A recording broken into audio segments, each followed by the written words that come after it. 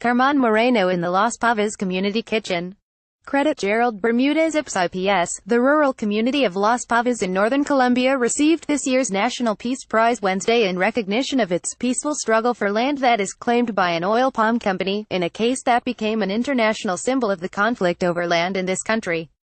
The day before, the members of the community, organized in the Asociación Campesina de Buenos Aires (SOCAB, Peasant Association of Buenos Aires), were formally recognized as victims of forced displacement in a ceremony held in the offices of the government's Unit for Integral Assistance and Reparations for Victims in Bogotá.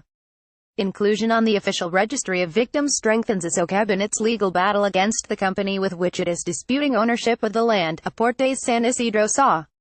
As of October 1, the registry included the names of 5,087,092 victims of forced displacement, out of a total of 5,845,002 victims of crimes committed since 1985 in Colombia's nearly half-century civil war.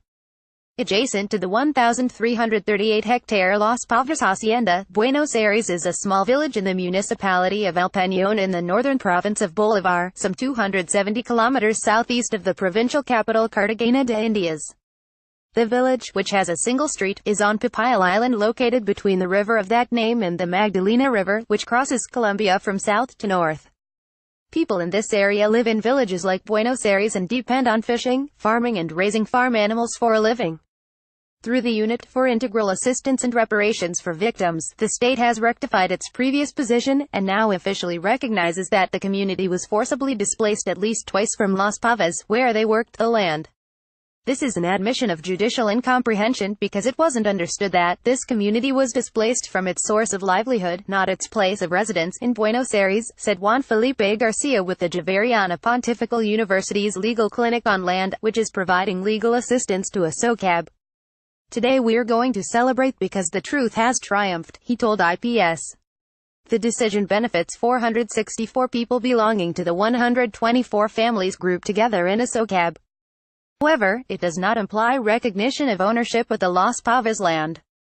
The dispute over ownership of the hacienda is a separate legal case, which is before the Council of State, and could drag on for 10 more years, the director of the legal clinic, Roberto Vidal, told IPS. What lies ahead now is working with the community to decide what measures they want to prioritize, reaching all of the institutional agreements necessary, coordinating with the various institutions and obtaining the reparations they are demanding, the director of the Victims Unit, Paula Gaviria, told IPS.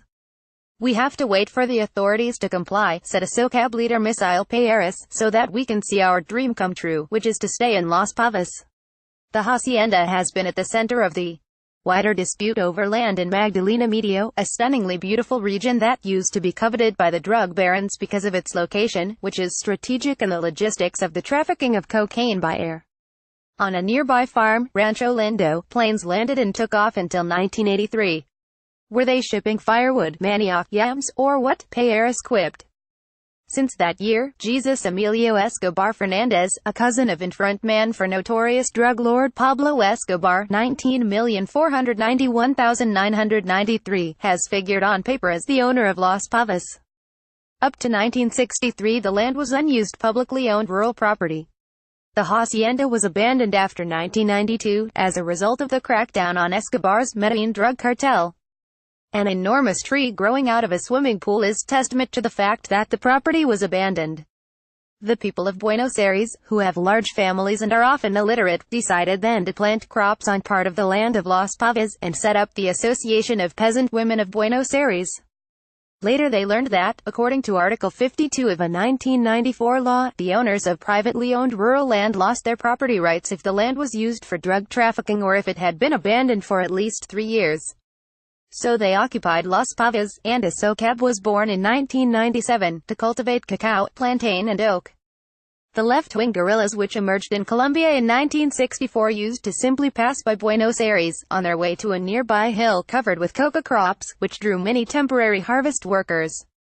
Sometimes they would demand payment of a tax, in the form of a chicken or a pig, from the campesinos working Las Pavas, and once they shot and killed a man who they accused of being an army informant.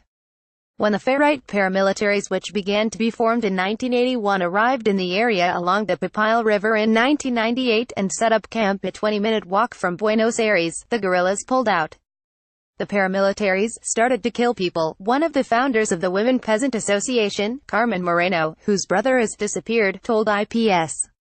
Bodies missing the head or legs would float down the river past Buenos Aires. Even the kids would see them. And they would come shouting, "Mommy, mommy, there's a leg floating by, it's a woman, mommy," because the toenails are painted.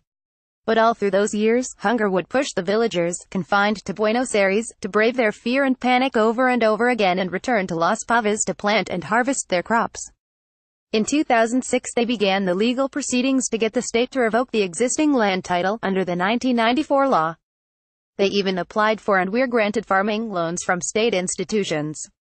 But in 2007 it turned out that the frontman Escobar Fernandez had sold Las Pavas to the companies Aportes San Isidro and Cita Quindama, the latter of which belongs to the Daban Group.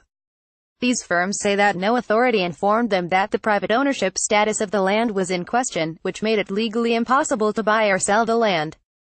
The companies set up an oil palm production project, drying up wetlands, diverting streams and blocking roads. President Andres Pastrana in 19,982,002 made oil palm production his administration's chief agribusiness strategy, and his successor Alvaro Uribe 20,022,010 continued that policy. The government decided that 66,000 hectares of oil palm should be grown in Papayal, and that a palm oil refinery to produce biofuels should be installed there. Oil palm is the third largest crop in Colombia, planted on more than 400,000 hectares and employing over 130,000 workers, according to the international organization Solidaridad, which promotes responsible food production and sustainable alternatives to fossil fuels. Oil palm has great production potential compared to other oil-producing plants, and its use is growing in the food, hygiene and cosmetics industries as well as the emerging biodiesel industry.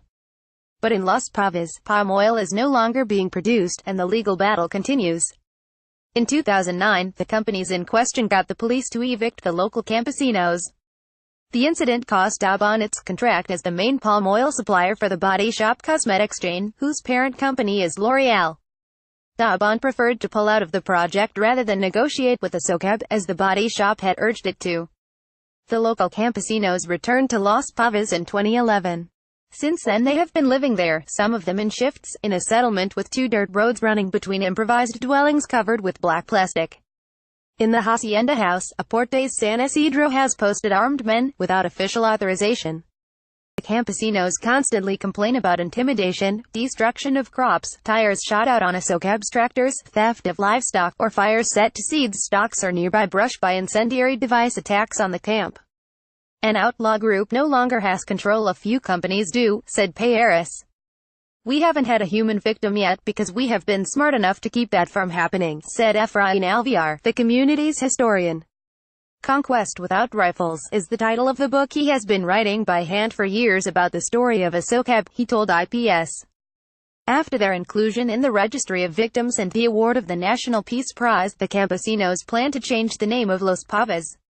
"That name reminds us of difficult times," says Misael Payares. "It will now be called Milagro de Dios, Miracle of God." Source: Colombia.